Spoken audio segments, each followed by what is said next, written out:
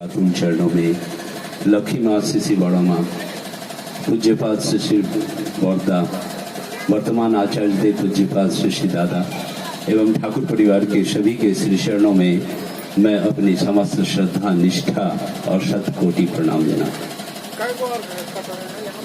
परम प्रेम में परम दयाल शिशि ठाकुर जी के इस 131वें शुभ जन्मोत्सव में पूजनीय बाबाईदा का आशीर्वाद लेकर आए हुए हमारे जो मुख्य अतिथि महोदय हैं दादा डॉक्टर मधुप दादा देवघर से आए हैं ठाकुरबाड़ी से, और सन्याल दादा बाबलू सन्याल दादा उनके साथ में आए हैं।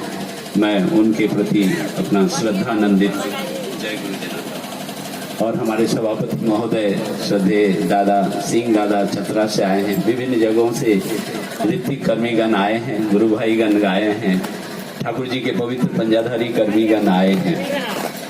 बचपन में मैं जब छोटा था तो झुमरी तलैया का नाम मैं सुनता था।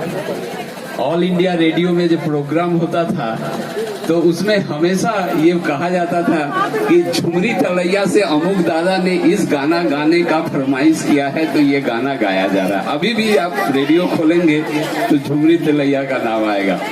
मुझे श्रद्धेय नारायण दा बोले कि प्रथम बार ठाकुर जी का ये उत्सव कोडरमा के झुमरी तिलैया में हो रहा है, और मुझे ये जानकर बहुत प्रसन्नता हुई कि श्रद्धेय नारायण दा जब देवघर में गए थे, ठाकुरबाड़ी में गए थे, तो पूजनीय बाबाईदा ने आचार्य देव को इनको दिखाकर कहा ये नारायण दा हैं, धनबाद से आए हैं और कोडरमा में प्रथम बार ठाकुर जी का उत्सव होगा। आचार्य देव बहुत प्रसन्न हुए और आचार्य देव के आशीर्वाद का ही ये परिणाम है कि इतने सारे गुरु भाईगण भक्तिमती माताएं इस गर्मी में भी छोटे छोटे बच्चों को लेकर के आई हैं। ठाकुर जी बताए हैं उसके बारे में ही ठीक से लोगों को थोड़ा समझाना होगा। बहुत ज्यादा सिद्धांत या आदर्श को न रखकर जो जीवन में प्रैक्टिकल चीजें हैं वो प्रैक्टिकल चीजों को बताने के लिए पूजनीय बाबाईदा ये निर्देश दिए हैं। उसी निर्देश का पालन करते हुए मैं कोशिश करता हूँ। एक हवाई जहाज उड़ रहा था, बहुत सारे व्यक्ति उसमें बैठे थे। अचानक वेदर खराब हो गया। पायलट ने बहुत कोशिश की उस हवाई जहाज को संभालने के लिए, लेकिन हवाई जहाज आउट ऑफ कंट्रोल हो रहा था। तो पायलट ने अनाउंस कर दिया कि अब हवाई जहाज मेरे कंट्रोल में नहीं है। आप लोगों के जो जो इष्ट देव हैं, भगवान हैं, अल्लाह हैं, गॉड हैं, जो भी हैं, उनको स्मरण करिए। अब वही इस जहाज को बचा सकते हैं, मैं नहीं बचा सकता। अफड़ा तफड़ी मच गई। जो पैसेंजर्स थे वो हवाई जहाज में इधर से उधर जाने लगे। छोटी सी एक बच्ची थी, वो चुपचाप से बैठी थी अपने जगह में, उस पर कोई प्रभाव नहीं था। कुछ देर के बाद वो प्राकृतिक जो संकट था वो बीत गया, हवाई जहाज फिर कंट्रोल में आ गया, लोग बैठ गए। पायलट अनाउंस किया अब हवाई जहाज ठीक है। सभी लोगों ने उस बच्ची से पूछा कि हम लोग सब घबरा गए थे, लेकिन तुम्हारे चेहरे पर कोई दुख नहीं था, कोई टेंशन नहीं था, तुम आराम से अपने सीट पर बैठी हुई थी, तुमको मालूम नहीं था कि हवाई जहाज में एक्सीडेंट हो सकता है? बोला हाँ मुझे मालूम था। बोला फिर भी तुम शांत क्यों बैठी थी? बोले वो जो हवाई जहाज चला रहे हैं वो मेरे पिताजी हैं, वो मेरे जो पायलट साहब हैं वो मेरे पिताजी हैं, और मेरे पिताजी के ऊपर मेरा पूरा भरोसा है कि मेरे पिताजी इस हवाई जहाज को ठीक से निकाल देंगे। तो हमारे जीवन के पिताजी कौन है? हमारे जीवन के परम पिता कौन है? किस पर विश्वास रखकर हम चलेंगे?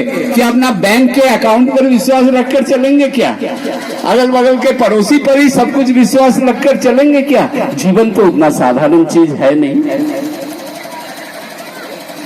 तो जीवन में एक इष्ट चाहिए, एक सद्गुरु चाहिए, एक पुरुषोत्तम चाहिए। कुम्हार को आपने देखा है? कुम्हार क्या करता है? वो नदी या तालाब के किनारे से मिट्टी निकालता है, उसमें से घास पतवार को हटाता है, छोटे छोटे कंकर पत्थरों को हटाता है, उसे घर में ले आता है, उसमें पानी डालता है, उसे रूंधता है, उसे गूंथता है और गूंथने के बाद उसको चाक पर चढ़ाता है और बाहर से वो थप्पड़ मारता रहता है और अलग अलग शेप बनाता है, आग में डालता है, वो हमें मिलता है, बाजार में बिकता है। जीवन भी उसी तरह का है, जीवन भी उसी तरह का है। हमें अपने जीवन को उस कुम्हार के हाथ में डालना पड़ेगा जो हमारे जीवन के भूत वर्तमान भविष्य सबको जानते हैं, जो ये जानते हैं हमारे जीवन को कैसे चलाना है। मुझे याद आता है कि जब मैं छोटा था 1972-73 में मैं 9th क्लास में पढ़ता था, भागलपुर का रहने वाला हूँ। मेरे घर में एक मास्टर साहब आते थे, मल्लिक बाबू आते थे, मेरे दीदी को, मेरे भैया लोगों को पढ़ाते थे, बूढ़े मास्टर साहब थे और पढ़ाने के बाद एक लकड़ी के चेयर में बैठते थे और मेरे घर में गाय थी। मेरी माँ एक गिलास गरम दूध मास्टर साहब को देती थी, मास्टर साहब वो गरम दूध पीते थे और मैं तार का पंखा से उनको हवा करता था, 9th में पढ़ता था। और मास्टर साहब वो दूध पीने के बाद ठाकुर जी की बातें करते थे, वो अपने जीवन की बात करते थे। हमारे माता पिता दीक्षित नहीं थे, हम लोग कोई दीक्षित नहीं थे। वो ठाकुर जी के बारे में बताते थे, ठाकुर जी की महिमा के बारे में बोलते थे और बोलते थे कि देखिए आज जो कुछ भी हूँ ठाकुर जी की दया से ही हूँ और ठाकुर जी सबके मंगल के लिए आए हैं। आप लोग भी विश्वास स्थापन करिए, आप लोग भी ठाकुर जी को ग्रहण करिए। देखिए ठाकुर जी को ग्रहण करने से जीवन में मंगल होता है। उसके बाद वो अपना लिखित स्वलिखित गाना भी गाते थे। श्री श्रद्धेय सुदीन मल्लिक दा, उनके एक लड़के अभी सभापति ऋतिक दा है, श्रद्धेय संटू दा जो भी है। तो पिताजी, माँ दीक्षा लेने के लिए तैयार हो गई। माँ बोली कि हाँ मैं दीक्षा लूंगी। पिताजी बोले क्यों? हम लोग तो ब्राह्मण हैं, हमारे जो पूर्वज हैं वो कुलगुरु हुआ करते थे, लोगों को वो मंत्र दिया करते थे। मैं तो अच्छा काम करता हूँ, अच्छे रास्ते में चलता हूँ, मैं क्यों ठाकुर जी का दीक्षा लूंगा? एक मनुष्य के सामने मैं अपना माथा कैसे झुकाऊंगा? ये मेरे पिताजी के मन में था। माँ सत्संग जाती थी, दीक्षा नहीं ली थी। मैं रात को 9 बजे टॉर्च लेकर जाता था पढ़ाई करने के बाद। माँ जहाँ जहाँ सत्संग में जाती थी उसमें जय राधे राधे का कीर्तन चलता था, मैं पहुँचता था, प्रसाद लेता था, माँ को ले आता था। ऋतिक दा इधर से घुसते थे दीक्षा के लिए और हमारे पिताजी इधर से निकल जाते थे। लेकिन बहुत भक्ति भाव थी पिताजी के अंदर में, बहुत पूजा पाठ भी करते थे। एक दिन माँ ने कहा कि वो दादा आते हैं, एग्रीकल्चर डिपार्टमेंट के वो असिस्टेंट डायरेक्टर हैं, श्रद्धेय श्री गंगाधर लाल दास दा, करीब करीब 82-83 वर्ष की उम्र में लास्ट ईयर उनका देहावसान हो गया। वो आते थे, उतने बड़े अधिकारी थे, लेकिन फिर भी उनमें घमंड नहीं था, अहंकार नहीं था। ठाकुर जी के एकाग्र कर्मी थे वो। मुझे बचपन में मैं उनको देखा हूँ, मेरी सस्तनी भी उनके माध्यम से हुई है। वो आते थे और पिताजी निकल जाते थे। एक दिन माँ ने कहा कि वो जो दादा आते हैं ठाकुर जी का सतनाम देने के लिए आते हैं। हम लोग जीवन में तो बहुत कुछ किए, क्या हम लोग सतनाम को ग्रहण नहीं कर सकते हैं? गुरु को ग्रहण नहीं कर सकते हैं क्या? आप तैयार होइए। पिताजी बोले ठीक है दादा मैं तैयार हूँ, लेकिन मैं 3 दिनों का समय दूंगा, 3 दिनों तक ये पालन करूंगा। जजन जाजन इष्टविधि नाम ध्यान प्रार्थना मैं 3 दिन तक करूंगा, अगर ठीक नहीं लगेगा तो मैं छोड़ दूंगा। ऋतिक दा बोले मिश्रा दादा आप अच्छे आदमी हैं, ठाकुर जी को ग्रहण करिए। फिर माँ पिताजी दोनों ठाकुर जी को ग्रहण किए। मैं देखा सुबह सुबह पिताजी उठते थे और इष्टवृत्ति करके स्नान करके फिर नाम ध्यान प्रार्थना करते थे। दूसरे दिन पिताजी रोने लगे, बोले जीवन में मैं कितनी बड़ी गलती किया कि इतने समय के बाद मैं ठाकुर जी को ग्रहण किया, जबकि पिताजी की पोस्टिंग देवघर में थी और देवघर में उस समय श्री ठाकुर जी सशरीर वर्तमान थे। बोले जो परम पिता वर्तमान थे वो परम पिता को देखने के लिए, दर्शन करने के लिए भी मैं नहीं जा पाया। ये मेरा अहंकार था। ठाकुर जी को ग्रहण करके उन्होंने कहा कि जो भूल मैंने अपने जीवन में किया है वो भूल मेरे बच्चों से जिससे नहीं हो, इसलिए दादा मेरे घर में सबकी दीक्षा हो जानी चाहिए। श्रद्धेय दादा लोग जब भी देवघर से आते थे, मेरे दीक्षा दाता थे स्वर्गीय श्री निरोध वरण सरकार दा, इस तरह से जितने भी जामानी कांतोदा भी मेरे घर में आए और वो भी मेरे कुछ भैया लोगों को, भाभी लोगों को दीक्षा दिए। हम लोग अपने जीवन में ये देखे, पिताजी उस उम्र में रिटायरमेंट के आसपास में दीक्षा लिए, उसके बाद हम लोग सब लोग बचपन में दीक्षा लिए। हम लोगों ने अपने जीवन में ये पाया कि ठाकुर जी की दया से ही सब कुछ हुआ है। हम लोगों के जीवन में जो कुछ भी हुआ है ठाकुर जी की दया से हुआ है। इतना बड़ा परिवार, पिताजी साधारण एक क्लर्क थे, पुलिस डिपार्टमेंट में एक क्लर्क थे। जब रिटायर हो गए वो, पैसा नहीं था। मैं इंजीनियरिंग कॉलेज में पढ़ता था, बीआईटी सिंदरी में पढ़ता था, पढ़ने का पैसा नहीं था। ट्रांसफर होकर मुझे भागलपुर इंजीनियरिंग कॉलेज में मैं आ गया और मैं ट्यूशन करता था। अपने स्टूडेंट लाइफ में मैं ट्यूशन करता था और ट्यूशन से जो पैसा मिलता था उससे इष्टवृत्ति करता था, अपने माता पिता की सहायता में देता था। इतनी विकट परिस्थिति थी, 2 दीदियों की शादी नहीं हुई थी। हम लोग दो भैया पढ़ाई मतलब नौकरी कर रहे थे, 4 लोग पढ़ रहे थे और पेंशन में इतना छोटा सा पैसा आता था और उस पैसे में परिवार को चलाना है। लेकिन ठाकुर जी की दया देखिए, पिताजी अपने ऋतिक दादा को बोले कि जीवन को चलाना है, दादा कैसे चलाऊंगा ये जीवन? तो ऋतिक दादा बोले, आप विश्वा जी टाइप तो बहुत अच्छा जानते हैं, मैं शॉर्ट में बोलूंगा, आप तो टाइप बहुत अच्छा जानते हैं, टाइप मशीन खरीद लीजिए, कचहरी में बैठ जाइए, वहां पर से ही होगा। पिताजी भागलपुर में सेकेंड हैंड मशीन खोजे, अच्छा मशीन नहीं मिला। कलकत्ता में एक भैया रहते थे, उनके पास गए, बहुत तरह का सेकेंड हैंड मशीन देखे, पसंद नहीं आया। एक दिन एक मशीन दुकान में गए, गोदरेज फेसिट का मॉडल था, नया मशीन था, अच्छा लगा, वो टाइप करना शुरू किए, अच्छा लगा। तब तक एक बूढ़े सज्जन आए, दुकानदार से कुछ बात किए, चले गए। मेरे भैया उनके पीछे पीछे गए, उनसे कार्ड लिए। वो बोले मेरे घर में 2 ठो टाइप मशीन है, नया टाइप मशीन है, एक मैं बेचना चाहता था इसलिए दुकान में आया।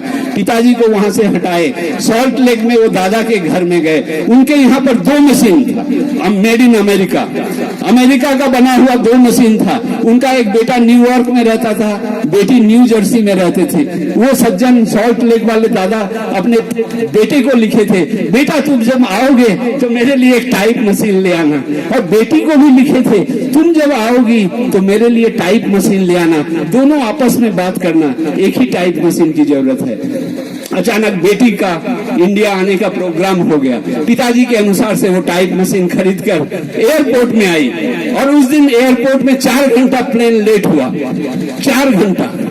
तो वो अपने भैया को फोन की, भैया मैं भारतवर्ष जा रही हूँ, अचानक 4 घंटा फ्लाइट में लेट है। तो उनके भैया सोचे, अरे पिताजी मेरे को बोले थे तो टाइप मशीन खरीदने के लिए, तो यही अच्छा समय है, पिताजी के लिए एक टाइप मशीन भिजवा देते हैं। फिर एयरपोर्ट में टाइप मशीन, अब कितना टाइप मशीन हो गया? 2। एक दीदी बहन ले आई और एक भैया। बहन बोली मैं पहले लाई हूँ इसलिए मैं इस मशीन को ले जाऊंगी। उनके भैया बोले नहीं, मेरे को भी पिताजी बोले थे इसलिए मेरा भी मशीन ले जाना। 2 मशीन आ गया। अब जब उसका दाम सुने माथा चकरा गया, इतना कीमती वो मशीन कौन लेगा? पिताजी बोले ये पैसा मैं नहीं दे सकता हूँ, ये टाइप मशीन अच्छा है लेकिन पैसा नहीं दे सकता हूँ। तब उनकी बेटी बाहर में आई और बोली, काकू आप इस मशीन से क्या करेंगे? बोले मैं रिटायर कर गया हूँ, मेरे ऋतिक दा बोले थे कि एक टाइप मशीन खरीद कर बैठने के लिए, मैं उसी टाइप मशीन के इसमें आया हूँ, लेकिन मेरे पास पैसा नहीं है। तो वो माँ बोली मैं आपको दान में दे देती हूँ, आप दान में ले लीजिए। पिताजी बोले मैं दान नहीं लेता हूँ।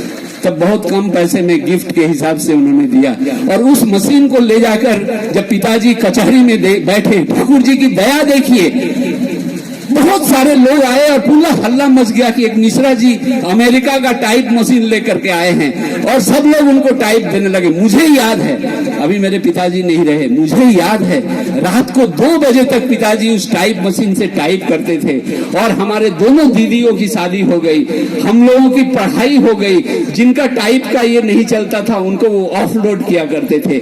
आज भी वो टाइप मशीन है लेकिन उसका जो निशान है वो मिट गया है, क्योंकि इतना हजारों कॉपी पिताजी वो लाए। और हम लोगों के जीवन में ये मानना है कि खुद ठाकुर जी अपने माथे पर वो टाइप मशीन लेकर इस भारतवर्ष में आए थे ताकि हमारा परिवार ठीक से चल सके, हम लोग पढ़ाई कर सके, हम लोग अपने जीवन में खड़े हो सके।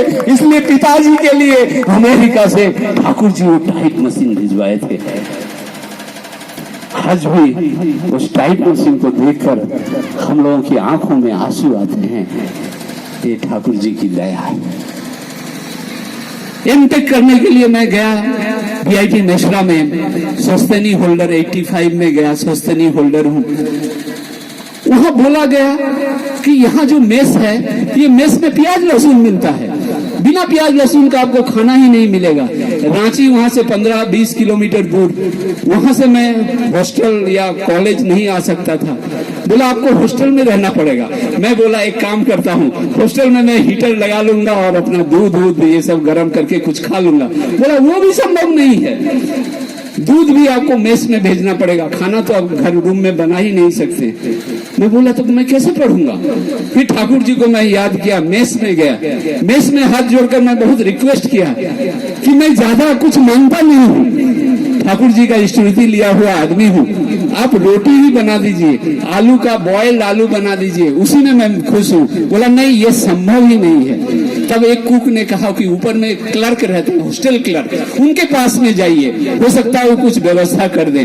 जब हॉस्टल क्लर्क ने दोपहर के समय में खटखट किया तो एक सज्जन लुंगी और गंजी पहनकर निकले। क्या है? जैसे ही दरवाजा खोला तो मैंने देखा कि उनके रूम के अंदर में ठाकुर जी का एक प्रतिच्छवि लगी हुई है। मैंने कहा जय गुरु, जय गुरु, जय गुरु। मतलब मेरे साथ ये दिक्कत है कि मैं बिना प्याज लहसुन का, हमें यहाँ 1.5 साल पढ़ाई भी करना है। बोले बहुत अच्छी बात है दादा, आप मेरे गुरु भाई हैं, तो आपको क्या चिंता है। और मैं वहां पर पढ़ाई कर लिया 1.5 साल। Second MTech Indian School of Mines Dhanbad में मैं आया, घोषदा जानते हैं, धनबाद में मैं आया ऑफिस से, उस समय एग्जीक्यूटिव इंजीनियर था। जब यहाँ पर आया, यहाँ भी सेकेंड एमटेक में मेरी वही परिस्थिति, बिना प्याज लहसुन का खाना कहाँ मिलेगा। किसी ने कहा स्टूडेंट्स कैंटीन में चले जाइए। जब वहां पर मैं देखा तो एक मैनेजर साहब बैठे हुए थे और उनके माथे के ऊपर ठाकुर जी की प्रतिच्छवि लगी हुई थी। मैंने कहा कि मैं यहाँ पढ़ने आया। बोला मैं ठाकुर जी का दीक्षित हूँ। मैं अपने जीवन में ये महसूस किया है कि जहां पर भी दिक्कत है, जहां पर भी मुसीबत है, ऐसा लगता है कि ठाकुर जी सब कुछ सजा करके रख दिए हैं। ठाकुर जी की दया से सब कुछ अपने आप ठीक हो गया। मैं अपने जीवन की और एक घटना बताता हूँ। देवघर के धनबाद के एक सत्संग में मैं बोला कि ठाकुर जी को जीवन में ग्रहण करने से जीवन में आनंद आता है, जीवन में मंगल आता है, परिवार में आनंद आता है। मैं ठाकुर जी को लेकर के चला हूँ, मैं लोगों को देखा हूँ, हजारों हजार परिवार में देखा हूँ। आप लोग भी ठाकुर जी को ग्रहण कर लिए। ठाकुर जी सबके मंगल के लिए आए हैं, वो परम पिता है। तो सत्संग जब खत्म हो गया, समाप्त हुआ, एक माँ मेरे पास में आई।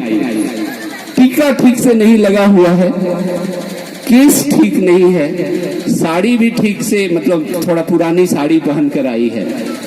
चेहरा देखकर ही लगा बहुत दुख में है वो माँ, बहुत दुख में है। वो माँ बोली कि दादा आप तो अभी बोले ठाकुर जी को ग्रहण करने से जीवन में आनंद आता है, मंगल आता है, क्या मैं ठाकुर जी को ग्रहण कर सकती हूँ और ग्रहण करने से मेरे जीवन में आनंद आएगा, मेरे परिवार के जीवन में आनंद आएगा? मतलब मेरा तो यही विश्वास है, ठीक ठीक नाम ध्यान इष्टभूति जजन जाजन करने से, आचार्य देव के प्रति श्रद्धा रखने से सब कुछ होता है। बोले दीक्षा दे दीजिए। बोला नहीं मैं आपके घर में जाऊंगा। बोला नहीं नहीं नहीं मैं आपको घर में नहीं ले जाऊंगी। हमने क्यों? आपके पतिदेव क्या करते हैं? बोले ड्राइवर हैं, वो बहुत ही मदिरा पान करते हैं, रात को 2 बजे 2:30 बजे घर लौटते हैं, हमें साड़ी कपड़ा नहीं देते हैं, बच्चों को पढ़ाई का फीस नहीं देते हैं, मैं सिलाई उलाई करके किसी तरह बच्चों को पाल रही हूँ।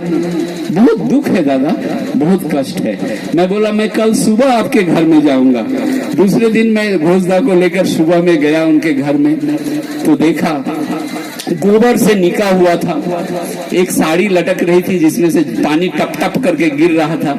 मैं सोचा वो माँ बहुत सवेरे उठ गई है, वो साड़ी भी मतलब स्नान करके वो तैयार है। अंदर में घुसा तो अगरबत्ती महक रही है। मैंने कहा दादा कहाँ हैं? आप तो तैयार हैं, दादा कहाँ हैं? बोले 2 बजे रात में आए, सोए हुए हैं। हमने उनको भी जगाइए। नहीं दादा जगाऊंगी नहीं मैं, अगर उनको मैं जगा दूं तो आपको गाली गलौज करके धक्का मार कर आपको घर से निकाल देंगे, मुझे को क्या अच्छा लगेगा। हमने नहीं, आप दादा को जगाइए। वो माँ दादा को जगाकर दूर में वहां पर बाहर निकल कर खड़ी हो गई। मैं दादा को बैठाया।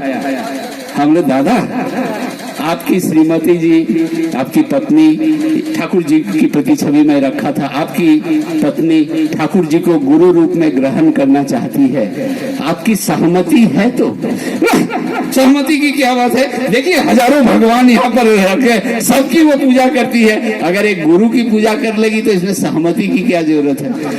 आप नहीं दीक्षा लीजिएगा, आप तो मेरा लाइन थोड़ा दूसरा है। हम क्या लाइन है? तब वो सब बोलना शुरू किए, ड्राइवर है, ये है, वो है, पिता हूँ, मैं इस लाइन का आदमी नहीं हूँ। अभी आप बोलिएगा ठाकुर जी को ग्रहण करके सुबह शाम प्रार्थना करना, ये करना, वो करना, ये सब हमसे होगा ही नहीं। हम लोग कौन कहा आपको? मैं ठाकुर जी को स्मरण कर रहा हूँ, मन ही मन सोच रहा हूँ कि हे ठाकुर जी अगर कुछ गलत बोल रहा हूँ तो ठाकुर जी दया करके आप मुझे क्षमा करिएगा। मैं बोला कौन बोला आपको ये सब छोड़ने के लिए? बोला दीक्षा लेकर ये सब मैं कर सकता हूँ क्या? आप शाम को भी कर सकते हैं। नहीं, शाम को मेरे पास टाइम नहीं है, रात को 2 बजे के बाद ही हमको टाइम मिलता है, सुबह में थोड़ा टाइम मिलता है। ठीक है, नाम ध्यान करिएगा, इष्टवृत्ति रोज करिएगा।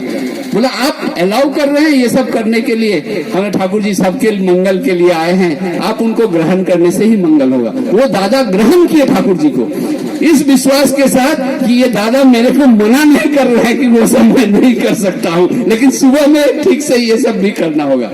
1 महीने के बाद जब मैं गया दादा के उधर सत्संग में घोषदा का, माँ बहुत अच्छा से टीका लगाई थी, केस उस बहुत अच्छा था, साड़ी बहुत अच्छे से पहनी थी। मैंने पूछा माँ अभी आप कैसी हैं? तो वो बोली ठाकुर जी की असीम दया है दादा, असीम दया है। हम लोग क्या हुआ?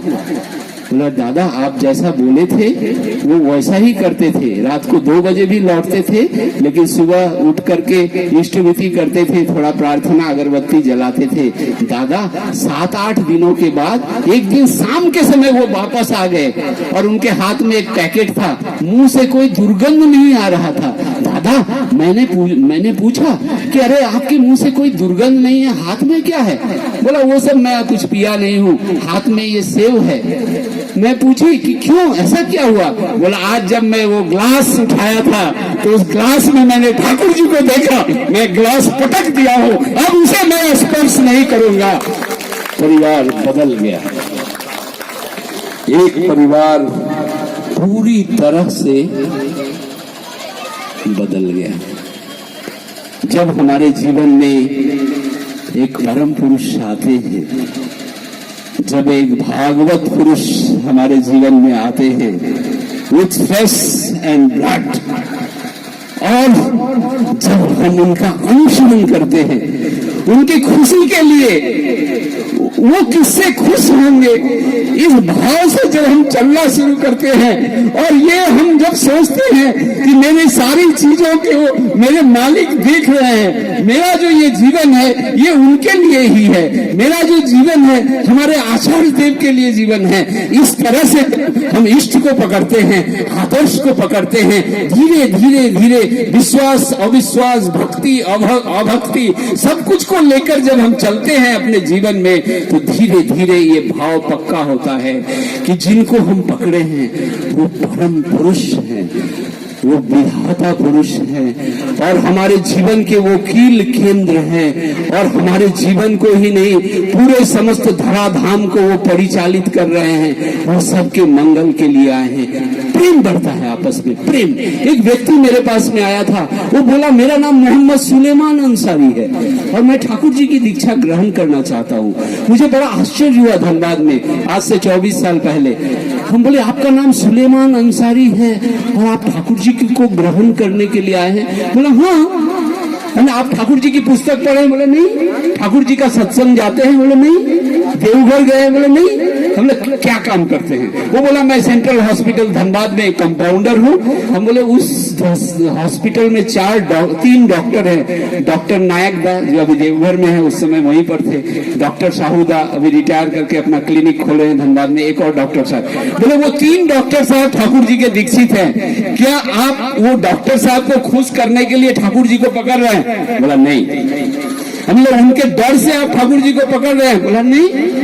हम लोग तो आप ठाकुर जी को क्यों पकड़ना चाहते हैं? वो सुलेमान अंसारी जी बोले कि दादा मैं वहां पर कंपाउंडर हूँ और मैं देखता हूँ कि जब मेरे हॉस्पिटल में एक आप लोगों का सत्संगी कोई आता है तो उसका 2 रिलेटिव आता है देखने के लिए, लेकिन 10 गुरु भाई आते हैं। कोई रात में सोता है, कोई फल लेकर आता है, कोई ब्लड देने के लिए तैयार है, टेस्ट कराते वक्त भी 2 गुरु भाई आता है, जब वो रिलीज होता है तो उस समय भी 2 गुरु भाई आता है। आप लोगों में ब्लड रिलेशन नहीं है, लेकिन आप लोगों में जो प्रेम है, जो ब्रदरहुड है, जो ममत्व है, ये देखकर मुझे अच्छा लगा, इसलिए मैं ठाकुर जी को अपने जीवन में ग्रहण करना चाहता हूं। तो बोला आपका कोई प्रश्न? बोला मेरा एक प्रश्न है। हम क्या?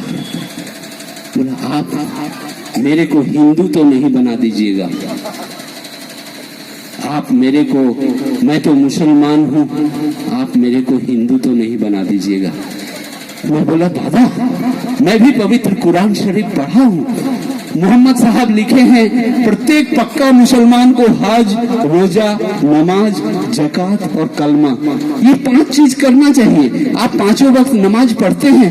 बोला कभी पढ़ता हूँ कभी नहीं पढ़ता हूँ। रोजा ठीक से 30 दिन रखते? बोला कभी रखता हूँ नहीं। हमने ठाकुर जी को आप तभी ग्रहण कर पाएंगे जब हज, रोजा, नमाज, जकात और कलमा ठीक से मोहम्मद साहब जो बोले हैं उसका आचरण करेंगे, तभी आप ठाकुर जी को ग्रहण कर पाएंगे। तब तो मैं पक्का मुसलमान हो गया। हम बोले पक्का मुसलमान के साथ साथ अब पक्का मनुष्य भी बन गए। ठाकुर जी मनुष्य बनाने के लिए आए हैं।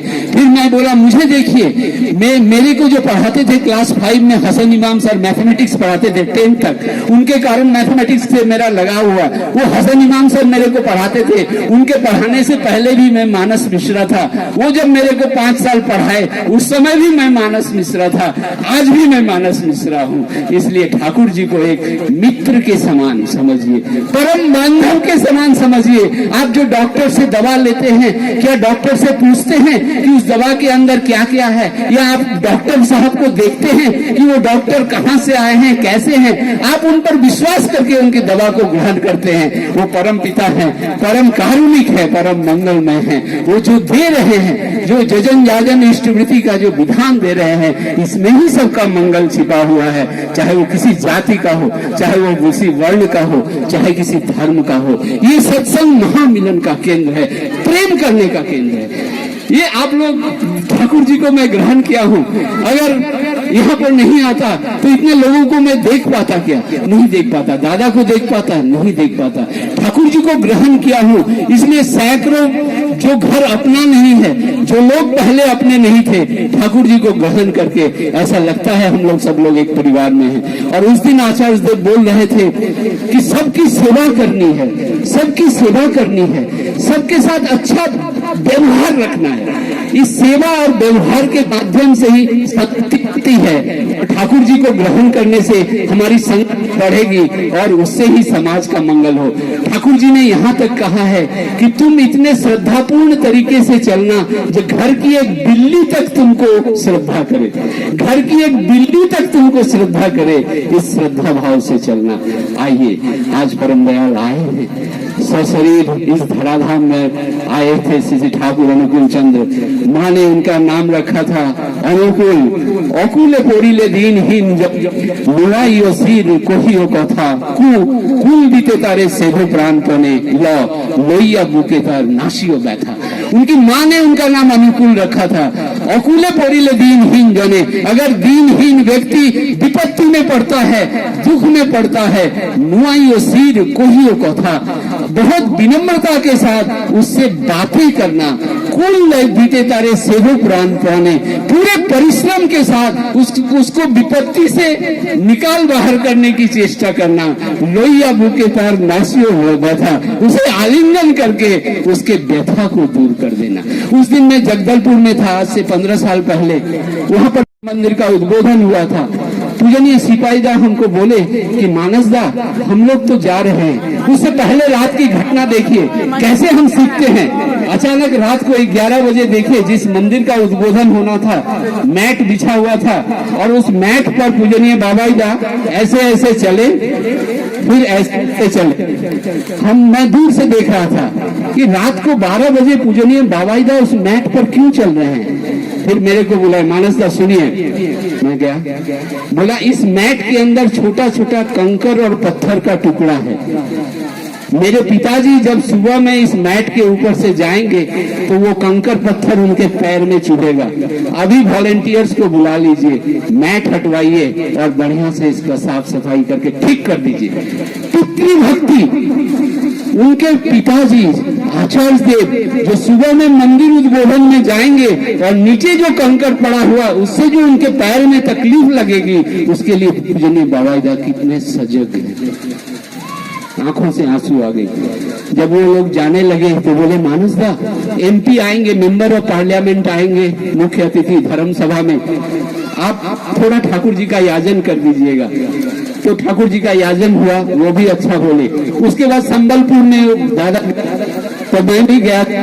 तो पूजनीय सिपाहीदा बोलते हैं कि उस दिन MP साहब आए थे जगदलपुर में, बहुत अच्छा लगा याजन सुनकर, वो भी बहुत अच्छा याजन किए। मानसदा भी वहां पर थे, वो भी याजन किए। तो दादा क्या बोलते हैं जानते हैं? वो बोले, আমি এমপিও বুঝি না, আমি এমপিও বুঝি না, আমি मैं MP समझता, मैं समझता हूँ साधारण मनुष्य। एक को बोले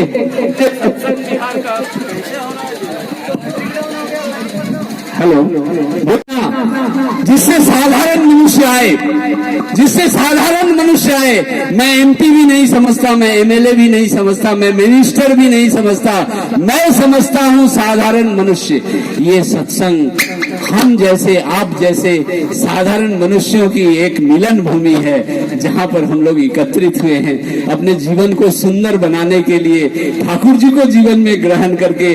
आचार्य देव जो प्रेरणा हमें दे रहे हैं, उस प्रेरणा को लेकर, क्योंकि रेतस शरीर में श्री ठाकुर जी हमारे आचार्य देव के माध्यम से लीला कर रहे हैं। श्री ठाकुर जी और श्री बौरदा की लीला हुई, पिता पुत्र की लीला हुई, फिर श्री बौरदा और पूज्यपाद श्री दादा की लीला हुई, वो भी हम लोग देखे। आज पूजनीय बाबाईदा और आचार्य देव की लीला हो रही है, साथ साथ पूजनीय अरविंद बाबू और पूजनीय बाबाईदा की लीला हो रही है। इस सत्संग में आप लोग जो भी लोग दीक्षा लिए हैं, जरूर साल में एक बार दो बार देवघर जाइए, देवघर जाकर देखिए, गुरु परिवार को देखिए, आचार्य देव को देखिए। और मैं जब अभी भी जाता हूँ, जब आचार्य देव को देखता हूँ तो आंखें हटाने की इच्छा नहीं होती। लगता है कि विश्व में सबसे कोई अगर सुंदर व्यक्ति है तो वो हमारे आचार्य देव हैं। उनकी निगाहों की दृष्टि मैं देखता रहता हूँ, उसमें उतना संतोष नहीं मिलता है जितना वो एक बार मुझे देख लेते हैं। तो हम लोग उनका दर्शन करने नहीं जाते हैं, बल्कि अपना दर्शन उनसे करवाने जाते हैं। जब वो एक बार मुस्कुराते हैं, एक बार जब देखते हैं तो मन पवित्र हो जाता है। संक्षेप में मैं इतना ही कहूंगा, ये मानव जीवन हमने पाया है, बहुत कष्ट के साथ पाया है। आचार्य देव बोले कि हम लोगों ने बहुत कष्ट से इस मनुष्य जीवन को पाया है, और इस मनुष्य जीवन में हमने परम पिता का नाम पाया है, ठाकुर जी का नाम पाया है। इसलिए इस नाम को हर घर तक जब तक फैला नहीं देंगे, हम शांत नहीं बैठेंगे। जय गुरु, वंदे पुरुषोत्तम। सबकी मंगल कामना परम दयाल के श्री चरणों में करता हूँ। जय गुरु।